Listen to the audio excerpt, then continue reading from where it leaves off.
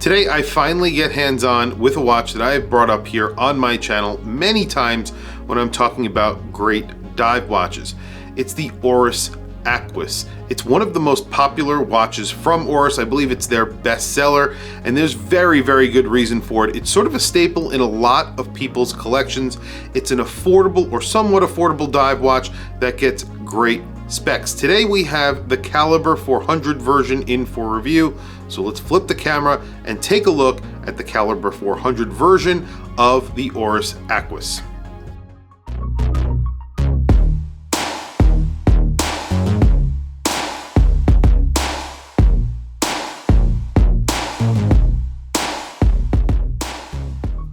So here it is. This is the ORIS Aquis Calibre 400. That Calibre 400 of course refers to their in-house movement, which is inside of this watch.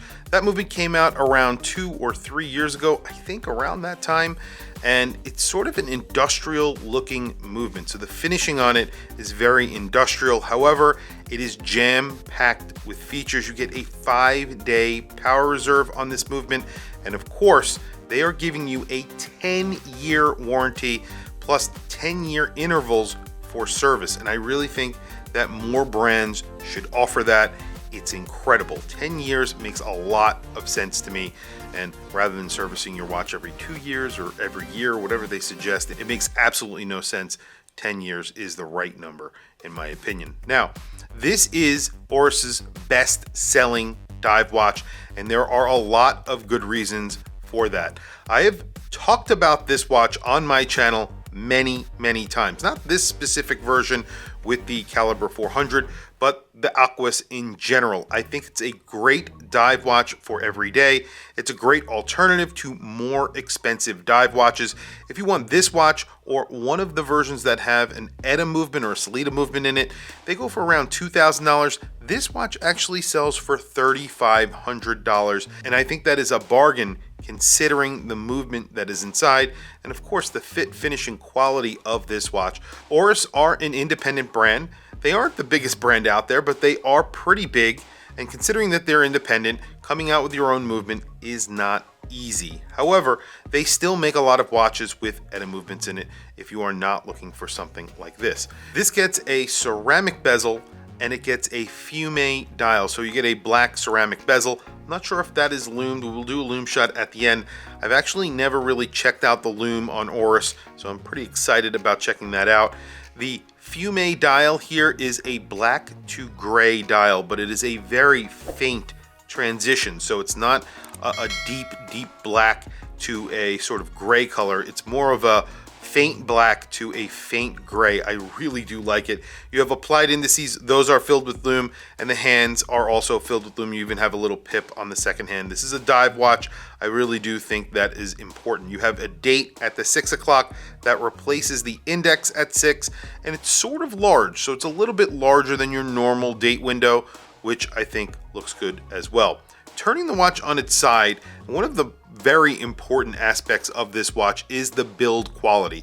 So you're getting a lot of features on this watch that I think are great. You have these little crown guards. There's screws holding in those crown guards, and then you have these sort of weird screws, I don't know what you would even call them, holding in the lugs. You have a screwed in case back and a screwed in crown. The crown is big and grippy, and you get 300 meters of water resistance, and it says ORIS on there. Everything is finished beautifully on this watch. You have polishing and brushing.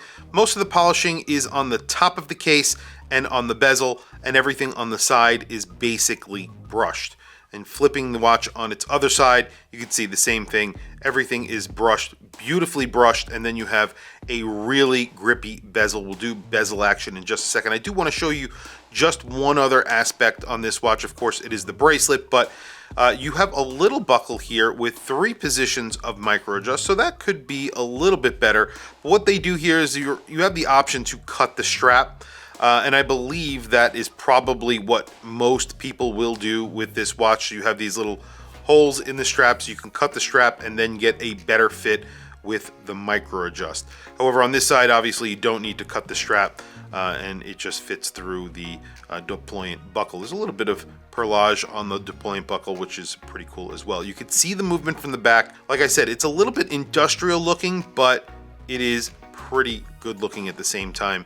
I think it's a very good looking movement. I like movements that are sometimes finished with an industrial, more modern look, and that's what this gets. You also get quick release. It's over-engineered. I don't think that's a bad thing. I actually think that's a pretty good thing. Very safe on the wrist, and it feels very secure, which is absolutely great. So let's talk about the bezel action on this watch. It's actually very, very nice. You have an all polished bezel. So usually I have a hard time gripping polished bezels, but no issues. Very loud clicks, very audible clicks. Very satisfying. Everything obviously lines up perfectly.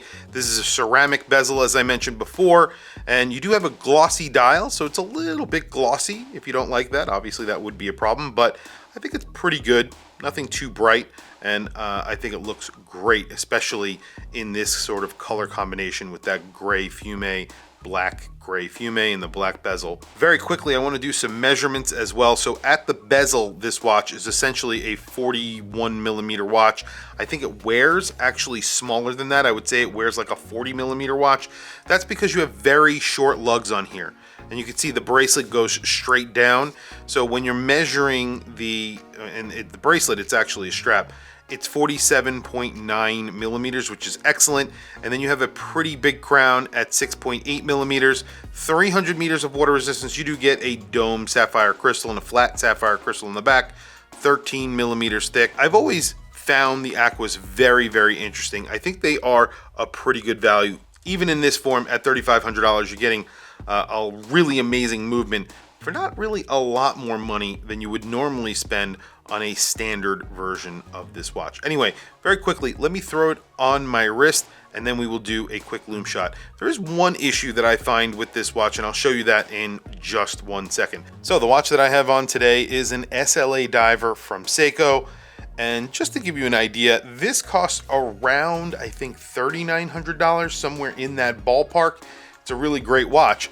However, I mean, this is a little bit nicer of a watch, or a lot nicer of a watch, and it has an automatic in-house movement that you can actually see. This gets an in-house movement. It's an 8L movement, which is sort of a toned down version of a Grand Seiko movement. Also a great watch, and review is going to be coming on this very, very soon. Just an interesting watch as well. It's kind of weird, has a really nice texture on the dial. But here's the issue that I have. I have big hands, and this has a very small buckle or a clasp, I guess you would call it, and it's really hard for me to get it on and off. But once I get it on, it fits me perfectly. Like I said, I think it wears like a 40 millimeter more. It's a 41 millimeter, but you have these crown guards as well. But it's the lug to lug that makes it, I guess, visually look smaller on my 7.5 inch wrist. I've always thought these were cool watches, and I've never had one on my channel before. I'm very excited to have this here. I've included them on a bunch of lists like best divers, affordable divers, things like that, but I've never actually had one in for review. I've experienced them before, but never actually had one in for review, so I'm actually very excited, especially since it's the Calibre 400, which is an amazing movement. Anyway, very quickly, let me throw it under some UV light and we will do a quick loom shot. Well, there you go. Loom actually pretty good on this watch. There is a little clever segment to that hour hand. It's just a little sort of line in the hour hand. I'm not sure if that's picking up on the camera, and it's basically so you could tell the difference between the hour and the minute hand in the dark. Excellent. And then you have a lollipop on that second hand, and then a loomed bezel pip, so you have a little bit of orientation in the dark. Really good loom, hangs on really long, stays pretty bright for a pretty long time, which is very, very good. Anyway, guys, tell me what you think of this watch down in the comments below. I know a lot of people love this watch. I am one of them. I've always been more of a Diver 65 type of guy, just style-wise. However, this is a really good-looking watch, and I'd love to have that Diver 65 here on my channel as well. I just think that is a cool watch, and I would love to see the Calibre 400 version of that as well. However, I am really impressed with this watch, and it really has won me over. I think it's a really great everyday dive watch. Tell me what you guys think down in the comments below. What do you think of ORIS? What do you think of this specific watch with the Calibre 400? Tell me down in the comments below. I want to hear from you guys. Please also don't forget to like, subscribe, hit that bell icon. It is super helpful for the channel. and I very much appreciate it. Anyway, guys, thank you for logging on. I'll catch you guys in the next video.